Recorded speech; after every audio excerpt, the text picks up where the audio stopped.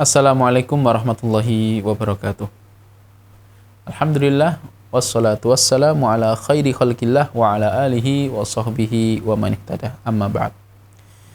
Saudara sekalian, tahu tidak, kita ini hidup sudah dan akan mengalami beberapa fase. Dan kita ini kira-kira di fase ke berapa? Ya, itulah manusia. Manusia hidup itu memang diciptakan untuk mengalami beberapa fase dalam kehidupannya. Fase yang pertama dalam kehidupan kita adalah fase ruh. Dan ruh kita itu diciptakan jauh sebelum jasad kita. Ya. Dan ruh kita pula yang pernah diambil sumpah oleh Allah Subhanahu wa taala. Ketika kita berada di alam roh, Allah mengambil sumpah kita. Allah mengambil sumpah dari kita. Allah mengatakan, alastu bi rabbikum. Ya, bukankah aku ini adalah Tuhanmu? Kemudian kita serempak bersaksi bahwasanya Allah adalah Tuhan kita. Ya. Kemudian fase yang kedua adalah fase janin. Ya. Di mana Allah Subhanahu wa taala menciptakan tubuh kita dan itu di dalam rahim ibu kita. Dalam satu hadis yang diriwayatkan dari jalur Ibnu Mas'ud, Rasulullah mengatakan, inna ahadakum yujma'u khalquhu fi batni ummi. Sesungguhnya ya, setiap kalian di proses penciptaannya adalah dikumpulkan di perut ibunya, yaitu di rahim ibunya. Ketika jasad kita berumur 120 hari.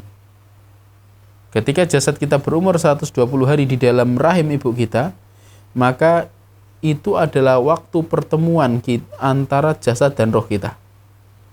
Ya, yang sebelumnya jasad kita belum ditiupkan roh di dalamnya, maka pada usia 120 hari, Allah memerintahkan malaikat untuk meniupkan roh kita ke dalam jasad kita. Kemudian kita berkembang, dan kita memasuki tahap yang ketiga atau fase yang ketiga adalah fase kehidupan dunia kita saat ini. Ini adalah fase yang sangat krusial, saudara sekalian.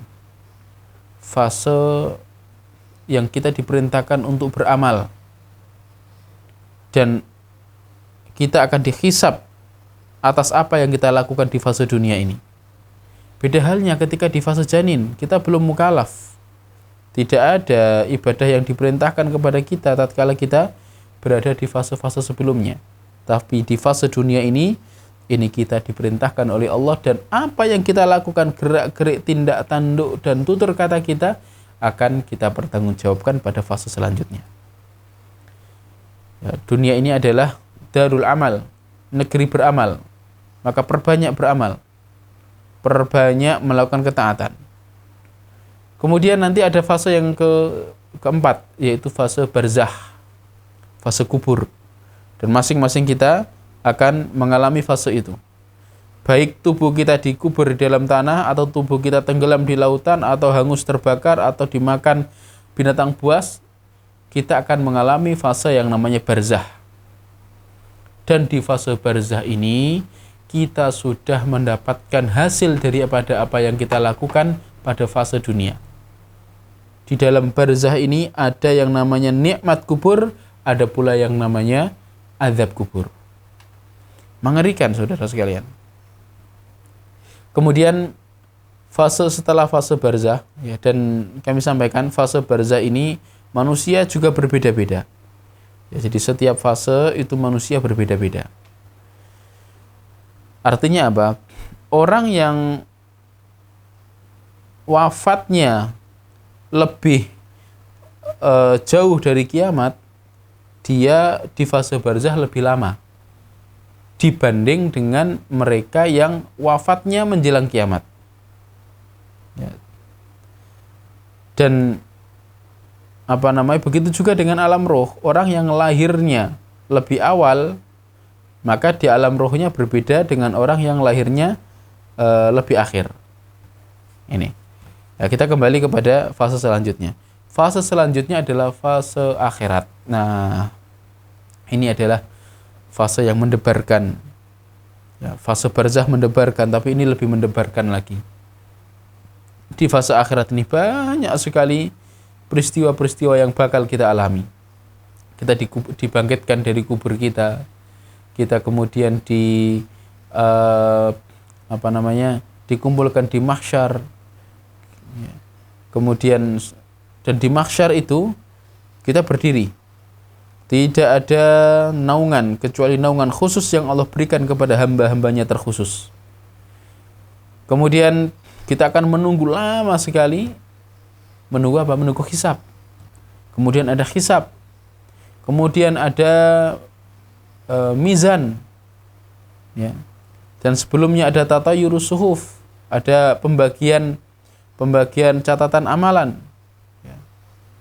Kemudian di sana nanti juga ada haud, yaitu kita ke telaganya Rasulullah Sallallahu Alaihi Wasallam untuk minum. Ya, semoga kita diberikan kesempatan itu, saudara sekalian.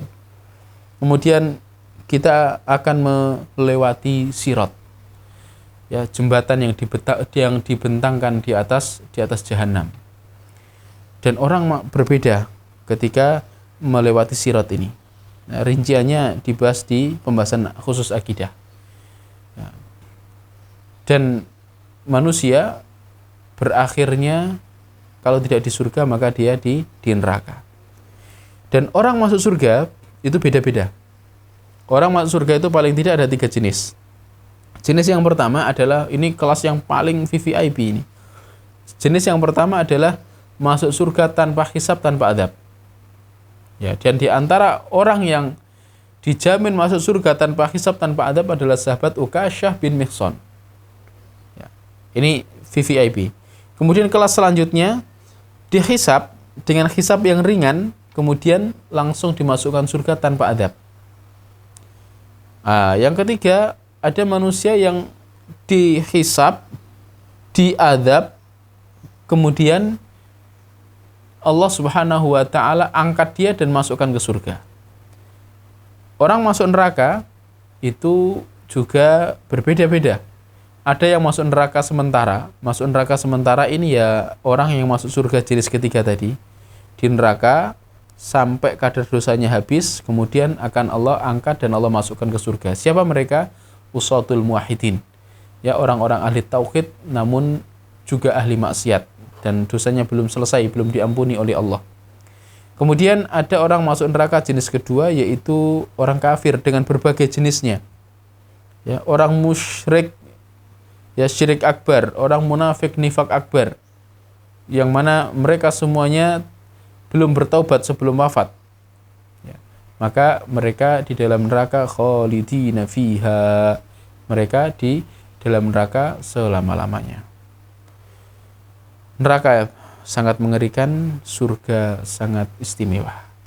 Bagaimana tidak istimewa, saudara sekalian? Ya, Allah berfirman di dalam sebuah hadis qudsi. Ya, ada hadis qudsi yang menyebutkan bahwa Allah berfirman, a'dadtu li'ibadiyas shalihin ma la 'ainun ra'at wa la udhunun sami'at wa la khatara 'ala qalbi bashar. Jadi Allah telah menyiapkan bagi hamba-hambanya yang soleh. Ya.